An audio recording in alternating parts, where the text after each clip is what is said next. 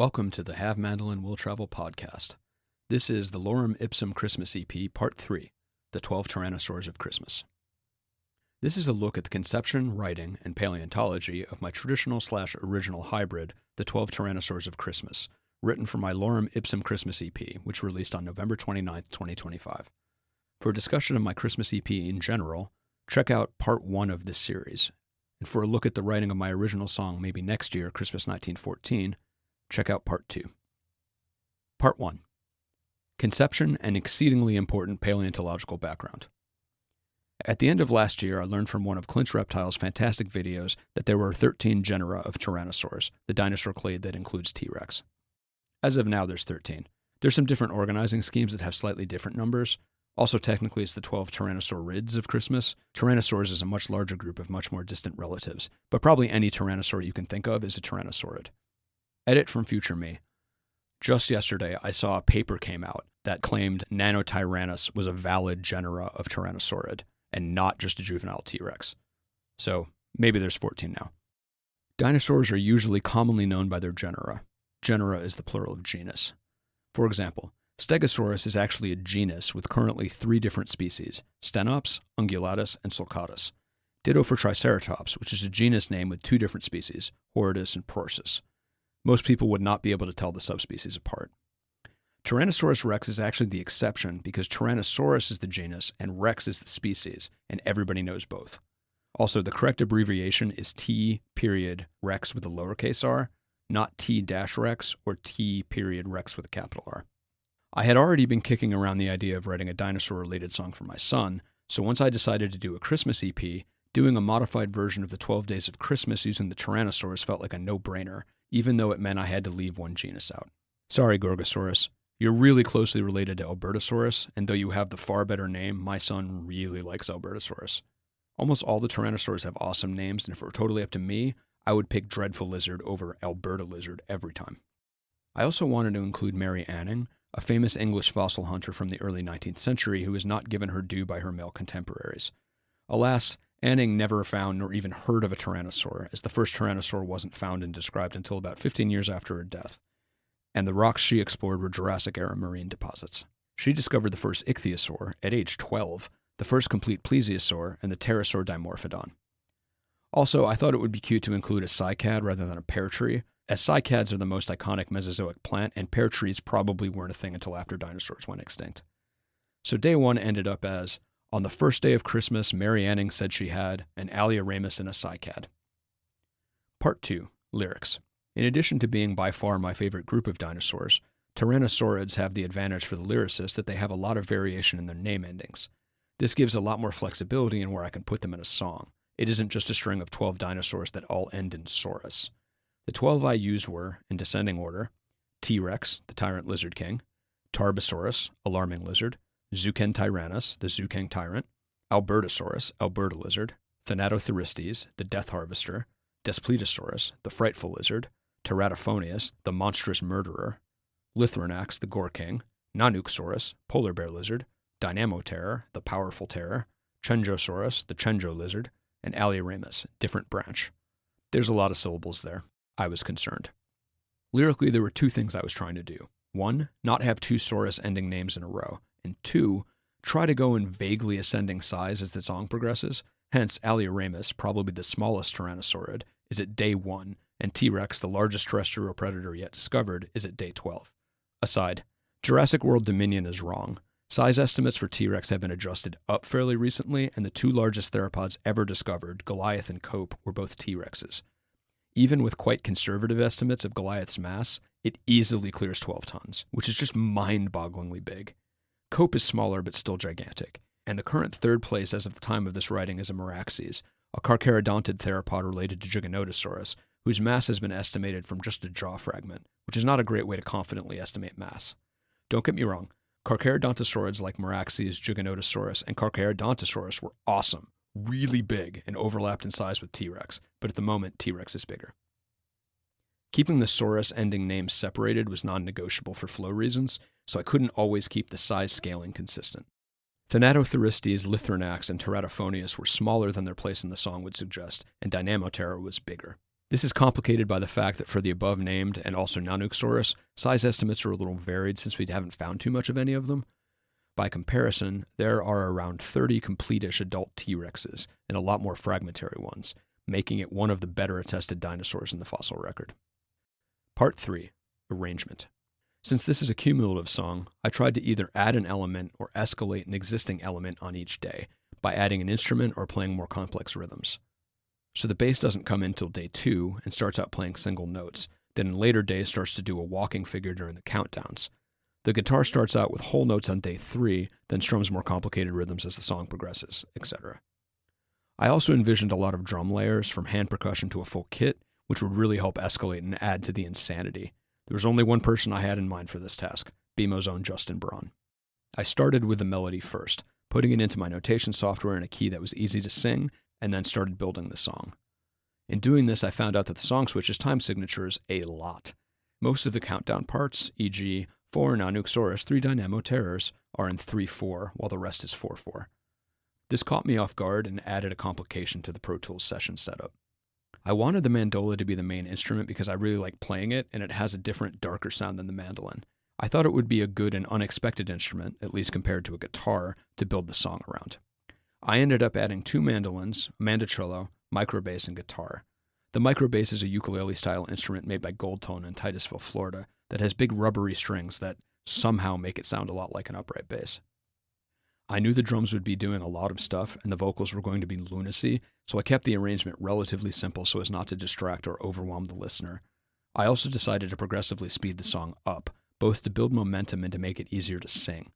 Once the countdown starts, until you hit 5, there's no place to take a breath. Day 10 was actually the hardest to get out in one breath. The last tempo uptick really helped on the last 2 days. Part 4. Performance. I did the instruments first and didn't have any issues. As I said, I wasn't ambitious. The vocals here were a big challenge, though. The song isn't hard to sing melodically, although I was a little congested, but the long dinosaur names, the speed and resultant diction changes, and the breath control required to get all of this out was just achievable at my level of singing skill. I am not a trained singer, so while I have good pitch and my timbre is pleasant enough, I have little experience singing things that require fast diction or tight breath control, or long dinosaur names. So, recipe for disaster. I practiced a lot, trying to learn how to apportion my breath among the syllables and just to keep the order straight in my head. Mike had sent me some really good vocal exercises that I was doing every day for almost a month, trying to increase my facility. I barely made it. My first take was actually okay, though I switched 2 of the names in the later verses, and I absolutely train-wrecked day 10 and 11 when I oversang the first 3 names and completely ran out of breath before I made it to 5 Lithernax, where I could snatch another. Mike chuckled after my first take and said, "I'm going to look to you to tell me if you need to do anything again. I don't have any idea what you're saying." Honestly, it didn't take me as long as I was worried it would. I had to redo a few of the days, but it was almost entirely for breath control issues. My pitch and delivery was good. After I did the vocals, Justin laid down about 8 percussion tracks in like 2 hours. He was the teratophonius of percussion and just monstrously murdered the parts. With only very small bits of direction from me, he did exactly what I hoped he would. He has incredible instincts, and we've always been very much on the same page in the studio, which is why I really wanted to use him. He rules. Also, I had my wife record my 5-year-old son saying, "Good job, Daddy," which we had Brooks, the mixing engineer, put at the end. My son was delighted to hear his voice on a song. Part 5. Gallimaufry on the Tyrannosaurids. All Tyrannosaurids lived in the late Cretaceous period from 100 to 66 million years ago, and only in the northern hemisphere. Tyrannosaurus rex was one of the last dinosaurs dying out in the mass extinction that killed non-avian dinosaurs. Birds are dinosaurs. Fight me. Tyrannosaurs started showing up in the Jurassic and were relatively small. They didn't become the giant Tyrannosaurids until the late Cretaceous, possibly because by that point the other huge theropods like the Allosaurids and Carcharodontosaurs had gone extinct, leaving the giant predator niche open. I've used the term theropods but didn't actually say what they are. Basically, any 2-legged carnivorous dinosaur is a theropod. Velociraptor, theropod. Tyrannosaurus, theropod. Spinosaurus, theropod. Pachycephalosaurus, ornithischian. Tricked you.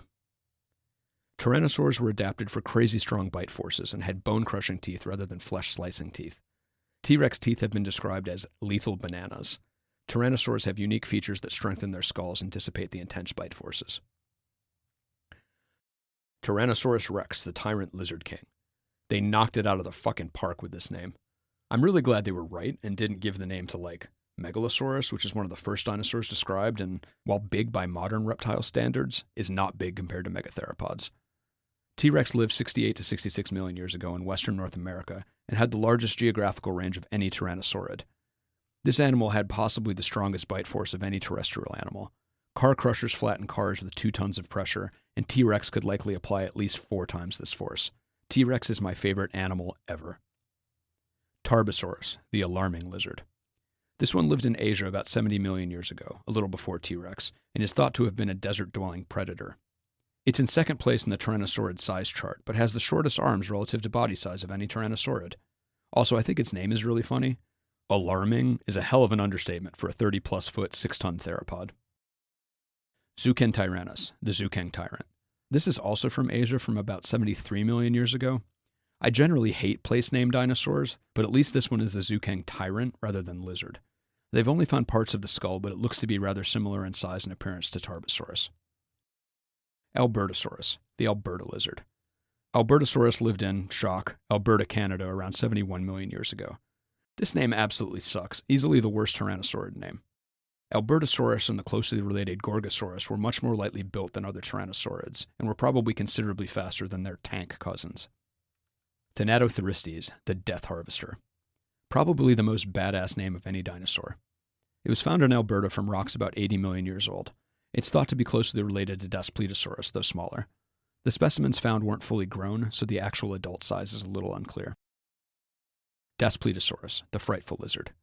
This was a monster that lived about 76 million years ago and shared environments with way more lightly built Gorgosaurus. It's been found in Montana and Alberta.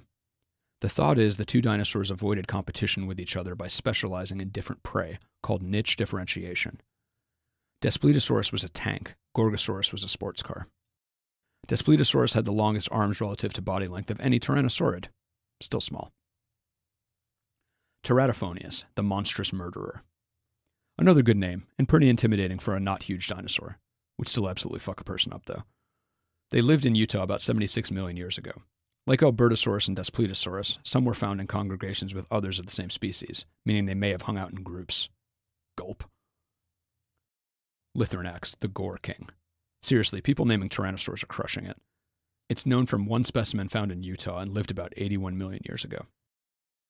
Nanuqsaurus, the polar bear lizard.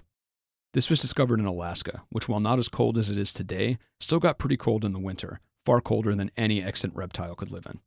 Its name is from the Inupiaq word for polar bear. My Nanook is probably too small. It's closer to the initial size estimates from fragmentary fossils that were likely underestimates. After more discoveries, its size was up to be about the same size as Albertosaurus. This makes some sense, as Bergman's rule states that in general, cold climate variants in the same family tend to be bigger, not smaller, than warm climate cousins. Mostly for warm-blooded animals, but there's some evidence for cold-blooded ones too. Dynamoterror, the powerful terror. This one was found in New Mexico in rocks deposited about 80 million years ago. It's known from pretty fragmentary remains, though apparently a more complete one was identified in 2021, but hasn't been described yet. Chenjosaurus, the Chenjo lizard. This was found in southern China from the very end of the Cretaceous. It was really lightly built and had a long, slender snout, in contrast to the other Tyrannosaurids except Alioramus, another underwhelming moniker. Alioramus, the different branch. This one was found in Mongolia in rocks about 70 million years old and was possibly the smallest Tyrannosaurid, though it's a little hard to say because the specimens found were not fully grown. Edit. Also because Nanotyrannus might be a thing now. What's with this incredibly not ambitious nonsense of a name? It was called this because it's rather different than the other Tyrannosaurids. It's closely related to the Chunjosaurus. Gorgosaurus, the dreadful lizard. Found in western North America around 76 million years ago, it's maybe the best attested tyrannosaur on the fossil record. In some parts of its range, it lived alongside Daspletosaurus. I'm sad I didn't get to use this one. Thinking about it now, I should have just made the song The 13 Tyrannosaurs of Christmas. Nuts. Part 6. Conclusion. I sent the finished song to Amanda, and her response text was simply, "This is unhinged." She meant it as a compliment, I think. It's exactly what I was going for. Check it out. It's available on all digital platforms.